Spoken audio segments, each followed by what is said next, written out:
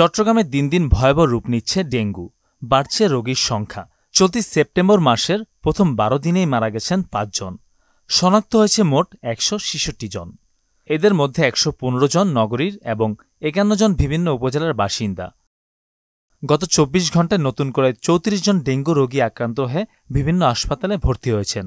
আক্রান্তদের মধ্যে ৯ জন Chittagong medical college হাসপাতালে, ৪ জন সীতাকুণ্ডের বিআইটিআইডি হাসপাতালে, উপজেলা স্বাস্থ্য কমপ্লেক্সে ৪ জন, চট্টগ্রাম সরকারি জেনারেল হাসপাতালে ১২ জন ও ৫ জন নগরীর বিভিন্ন বেসরকারি হাসপাতালে চিকিৎসাধীন রয়েছেন।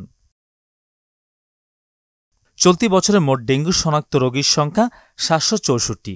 এর মধ্যে মহানগরে ৪৩১ জন এবং উপজেলায় ৩৩৩ জন। চলতি বছরে মারা গেছে ১০ জন। এদের মধ্যে ২ জন পুরুষ, ৬ জন নারী এবং ২ শিশু।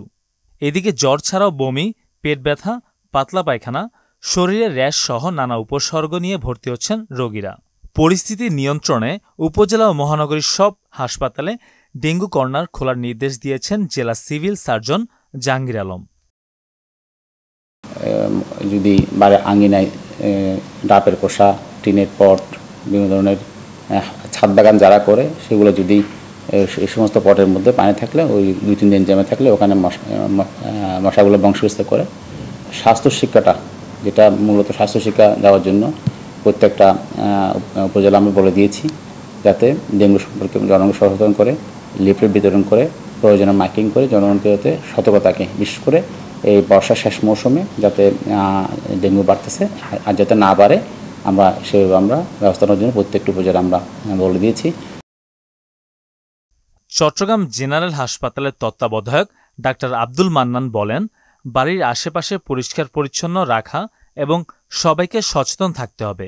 বিশেষ করে শিশুদের প্রতি আরও যত্নবান হওয়ার জন্য গুরুত্ব আরোপ করেন তিনি। জ্বরের জন্য বা ডেঙ্গু রোগীদের জন্য যেটা আমাদের সাধারণ জনগণ যে সচেতন হতে হবে, সচেতনতা হচ্ছে এরকম যে তার বাড়ির আশেপাশে পরিষ্কার রাখতে হবে। আর যেখানে ময়লা পানি জমে থাকে বা পানি জমে থাকে, যেখানে ডেঙ্গুর মশা তার ওই যে লার্ভা বিস্তার করে মশাতে পরিণত হয়, সেই পানিগুলো পরিষ্কার রাখতে হবে। আর চট্টগ্রাম মেডিকেল কলেজ হাসপাতালের পরিচালক বলেন, ডেঙ্গুর প্রকোপ বাড়ায় আলাদা কর্নার করা হয়েছে এবং পর্যাপ্ত ওষুধপত্র প্রস্তুত রাখা হয়েছে। যদি আক্রান্ত হওয়ার সাথে সাথে চিকিৎসকদের পরামর্শ নেন তাহলে দ্রুতই রোগী সুস্থ হয়ে উঠবে।